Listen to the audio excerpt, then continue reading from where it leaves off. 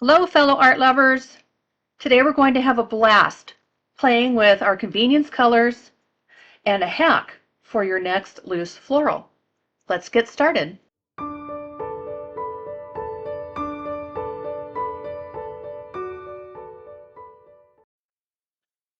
Okay, I have four colors. I have opera, permanent alizarin crimson, quinacridone magenta, and I have some horizon blue. This is by Holbein, and it's one of my favorite sky blues.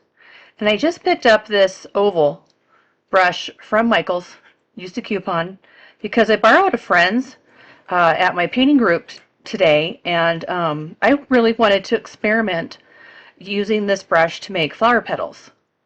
So before I start with any flowers, I'm just going to do a quick flat wash on this no-name pad of watercolor paper. It's a 6x8 pad. I like to just try out different kinds of watercolor paper, and when I just want to try it, I just buy a small pad or a small block. And I'm going to rinse, and I'm going to put in a little bit of cobalt blue. I'm going to put that up at the top and kind of bring it down. I'm using a medium amount of water. I'm letting that cobalt blue kind of work its way over. It all seems to be going this way for some reason. Okay. And I think I'm going to let that dry. And I'll come back to do the flowers. Okay, so this is all dry. I really like how that came out, just very subtle and light blue. I'm also going to be experimenting with some Jaune Brilliant #2 by Holbein, which is right there. Some lavender right here. And both of these are opaque-ish watercolors. They're not gouache, but they are an opaque watercolor. I'm also going to be using a little bit of Transparent Orange by Winsor & Newton. And then maybe some Moon Glow,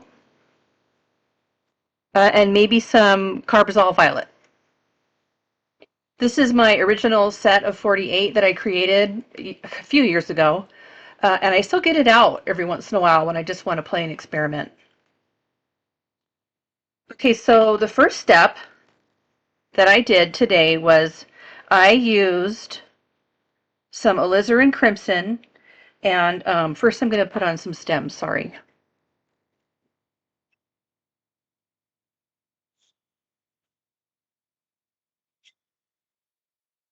Three. This is Permanent Alizarin Crimson by Daniel Smith. And I'm going to start by putting on just some blobby red things up the stem and getting smaller as you go. You can use any brush for this. I just grabbed a calligraphy kind of brush. And then as you get to the top, you make some little ones like buds. They're going to be connected with some stems. And we're going to let that dry. I saw this in a reel from somebody on Instagram, and I'm sorry, I can't remember who it was. And I tried it out, and trying it out helped me figure out this little hack I'm going to show you. So now I'm going to do the same thing. I'm going to do some opera, put some of the magenta in there, a little more opera.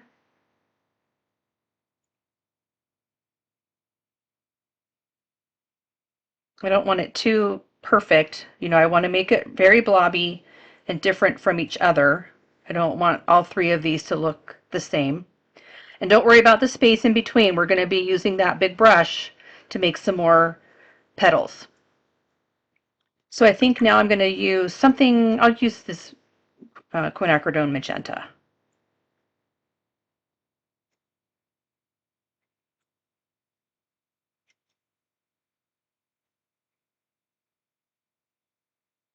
Very loose, very free, but this is very fun. I like how the colors are looking glazed over the blue of the sky. And I'm going to add some little buds at the top. And we're going to let this dry. And using this paper, instead of maybe in arches, I really like how it's giving me some cauliflowers. And I'm going to add some water into these damp ones to get some more cauliflowers.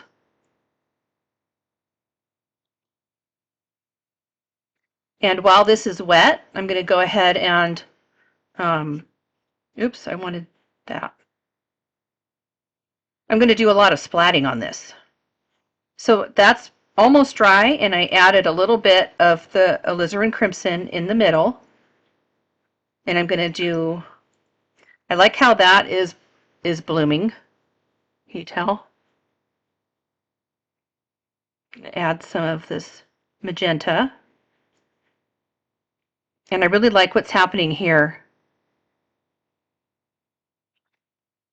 So I'm going to grab my 10 silver black velvet, and I'm going to start splatting with all three of these colors.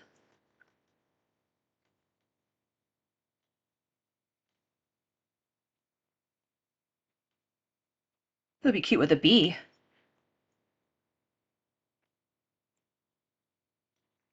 I'm going to grab some of the Jaune Brilliant number 2 by Holbein,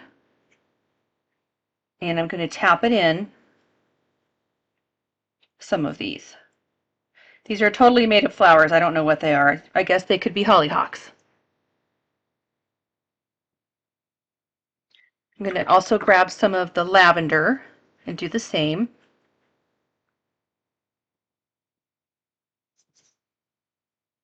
And just let it move. I'm going to splat some lavender.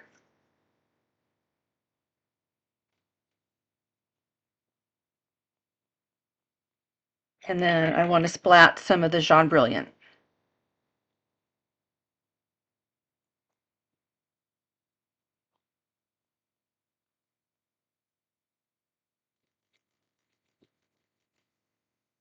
Okay, I'm going to let that dry.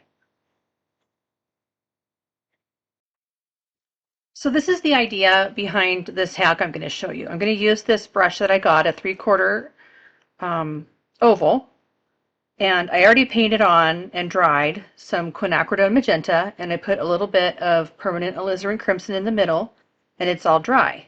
Now I'm going to take a light value of a color that's like it, and I'm going to make some petals from the outside coming in. And this is a very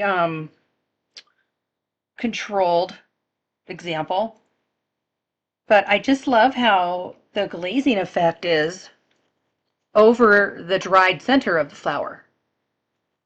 And then once you have all that in there, now you have wet flower petals. You can move it around. You can add in, I think I'm going to add in a little more quinacridone magenta. Well, you don't have to add anything. We could just let it dry. It's already dry right there. Let it dry and see what happens.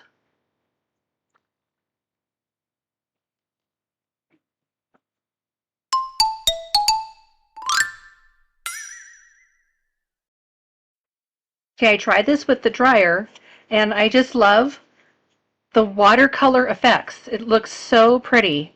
I like that this looks like a folded over petal. This looks folded over, and so does that. And if I were going to refine it and work on it some more, I'd probably wet this and then make the shadow right here so that it looks even more like it's a folded over petal.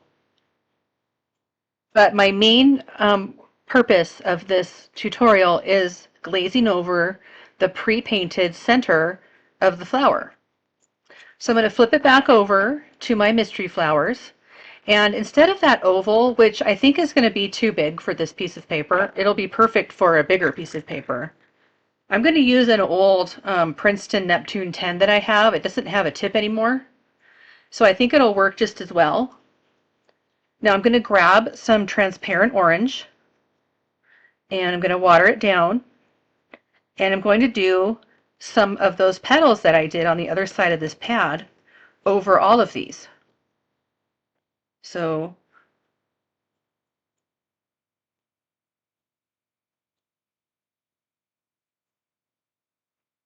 I think that's a little too much pigment right there. And they don't have to all be open flowers with the center. They can be flowers that are looking up to the left, like this one seems to be looking up to the left to me. So I'm going to do this with a few little on the other side.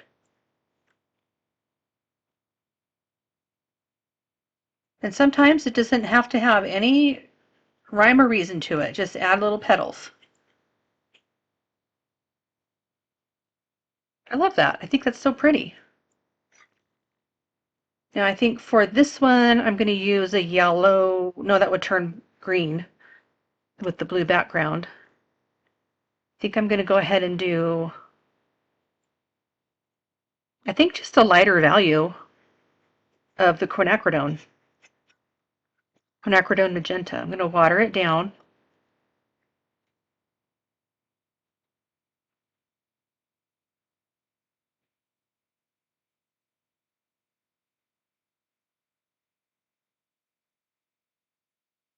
And I love how the blue of the sky is showing through. I might be losing the center of the flowers here, but, or maybe if I were going to do it again, I'd make the centers very small before I went and put on the petals. And now while these two are drying, I'm going to add some even darker centers.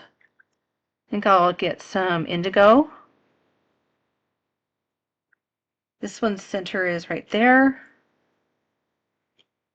See, this one's already dry in the middle.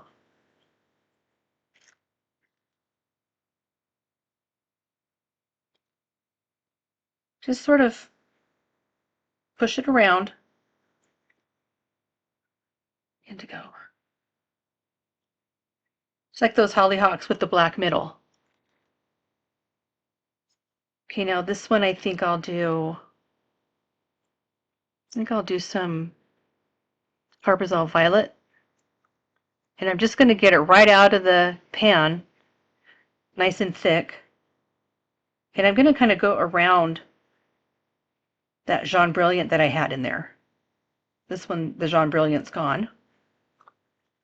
So you just do this.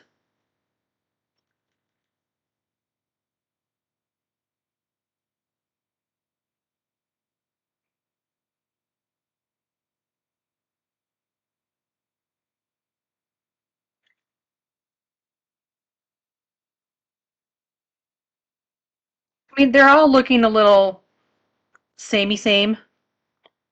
They're all facing front. But I think that the way that they're oozing out and doing their kind of their own thing is really fascinating. And I think this will all come together once we get the stems in. I'm going to try this, and then I'm going to do the middle stem. So going with the theme of using an old brush that's lost its tip, I got out my Princeton Neptune 6 that's also lost its tip. All of my Princeton Neptunes have. But you don't throw them away because you're going to need them for something in the future. You just don't know what. So now I have some watery Naples yellow, and I'm going to go ahead and glaze this one.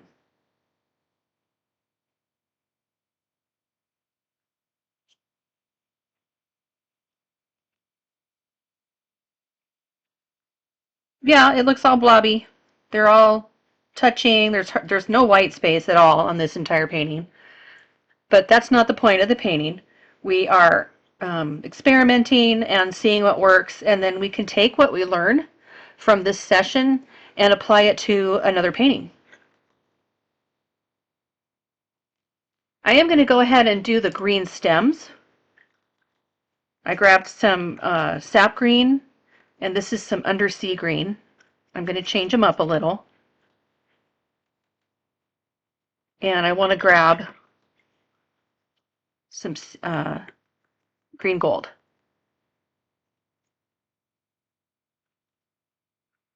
Okay.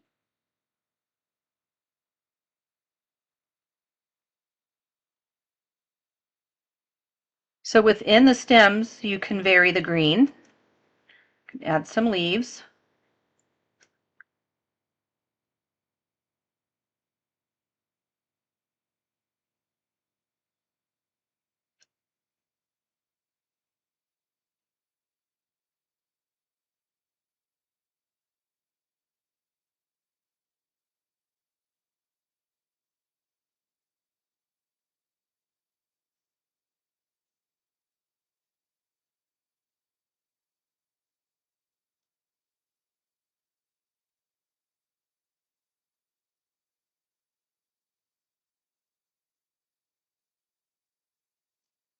The stems up here, and then we'll attach these little buds that we made to the stems.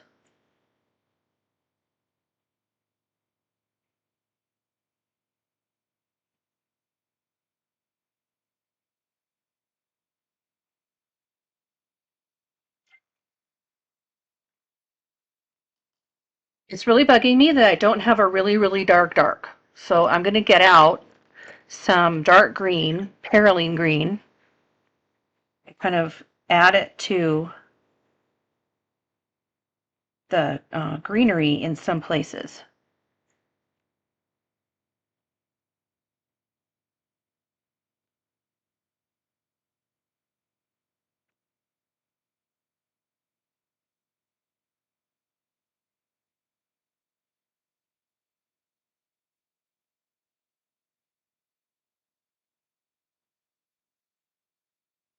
Perylene green, I think, is a mix of sap and Payne's gray, but don't quote me on that. I'm not sure. I absolutely love perylene green. It's one of my favorite convenience colors. And I'm going to splat some of the perylene green. I think I'll use this one.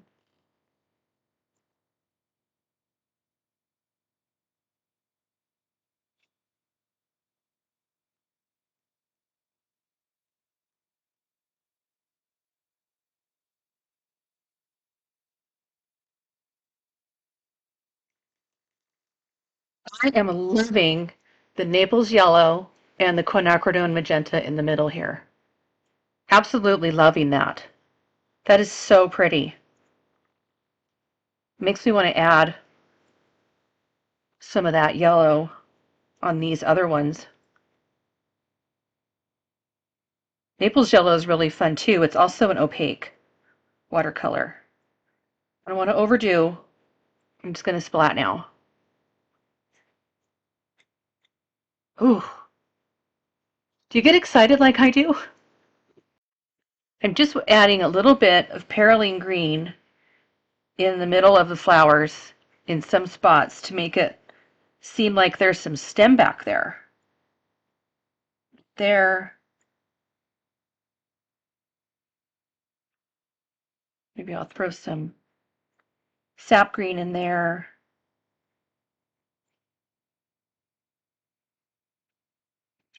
Bigger leaf here.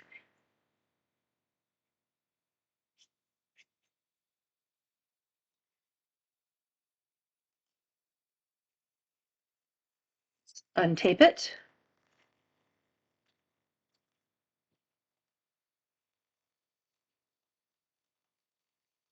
I hope that you try this on your own. I spent about 15 minutes on this. And I hope that you try it and you play with your color combinations and your values and your old paintbrushes and just have a really good time. Once I let it sit for a minute, it was bothering me that it didn't have any white. So I just got out my Dr. P.H. Martin's Bleed Proof White and I did a few splats, and now I think it's finished, and I kind of want to rip it out of this book and put it up. So that's it for today. I hope that you had a really good time. I had a great time, and see you next time. Thanks for watching.